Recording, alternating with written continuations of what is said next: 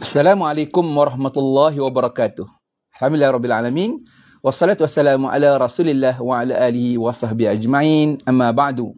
Akhuna al-karim, pada hari ini saya ingat bercakap berkenaan dengan pelan yang disebut berkaitan dengan Gaza, pelan Trump. Sebenarnya pelan ini adalah pelan yang berat sebelah. Sama dengan deal of the century 2020 yang pernah ditawarkan oleh Trump, dan hari ini sekali lagi pelan berkaitan Gaza 2025. Yang pertama, kenapa pelan ini tidak harus disokong dan mesti ditolak? Yang pertama, kerana ia tiada penyertaan Palestin, tiada penyertaan daripada pihak Palestin. Bererti penyelesaian ini adalah daripada sebelah pihak. Trump hanya berbincang dengan Israel dan sekutu-sekutu Arab yang pro-Barat, lalu mendakwa dia sebagai pelan damai. Ini adalah bercanggah dengan prinsip bilateral negotiation yang menjadi asas kepada resolusi PBB yang terdahulu seperti resolusi 242 dan 338. Tiada damai tanpa Palestin di meja rundingan. Apa yang dibuat oleh Trump hanyalah sebagai diktat politik Mahmud Abbas, Presiden Palestin.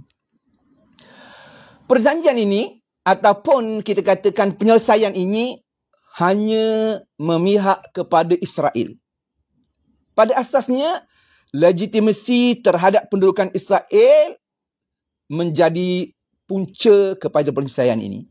Dengan pengiktirafan Jerusalem sebagai ibu negara Israel, kemudian tiada tuntutan supaya tentera Israel berundur dari tebing barat.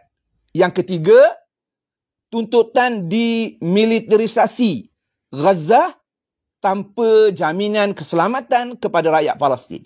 Dan yang keempat, Israel tetap dibenarkan untuk terus mengawal sempadan ruang udara dan laut Palestin, menjadikan Palestin sebagai wilayah tanpa kedaulatan sebenar tetapi sekadar autonomi terhad di bawah kawalan Israel. Dan jahatnya penyelesaian ini ialah apabila Trump menolak hak kembali, right of return, lebih 5 juta pelarian Palestin yang dijamin oleh resolusi PBB bernombor 194. Sebaliknya, ia mencadangkan pelarian-pelarian ini supaya diserap ke negara-negara jiran seperti Jordan, Mesir dan Lebanon. Ini jelas melanggar undang-undang antarabangsa dan juga prinsip kemanusiaan. Yang keempat, penyelesaian ini menggadai harapan negara Palestin yang merdeka. Trump mendakwa pelan ini menuju ke arah negara Palestin. Tetapi syaratnya adalah amat berat dan mustahil, di mana Palestin mesti menolak keganasan sepenuhnya. Yang kedua, Palestin mesti menerima kawalan keselamatan Israel. Dan yang ketiga, Palestin mesti menandatangani pengiktirafan Israel sebagai negara Yahudi. Syarat ini bukan rundingan damai, tetapi penyerahan mutlak, dan tidak sepatutnya sebagai sebuah negara Islam kita menyokong pelan damai yang dibawa oleh Trump ini. PMX tak sepatutnya bersetuju dengan pelan ini kerana nyata dan terang dia betul-betul menindas Palestin dan tidak menjamin penubuhan negara Palestin yang adil dan saksama dan keadilan kepada rakyat Palestin. Assalamualaikum warahmatullahi wabarakatuh.